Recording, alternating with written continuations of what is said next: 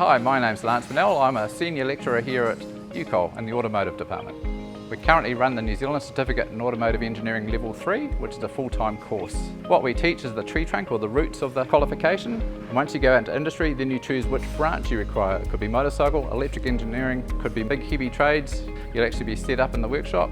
We have industry-related tradespeople that actually will teach you. We actually have up-to-date modern technology. We have a big range of vehicles that you can actually play on and learn. I guarantee you've been in a car in the last 2 days, guarantee your parents have got a car, guarantee you're also going to own a car. So if you want to know how it works and how to fix it and how to make it go from here, Automotive is the way to go. It's an awesome course, so bring your empty container up here, we'll fill it up and away you go. Hi, I'm Holly Antrobus and I'm an apprentice mechanic at Toyota Fielding. From an early childhood, my grandfather had a wide collection of vintage cars. I suppose I caught my passion from him, working and cleaning them all the time.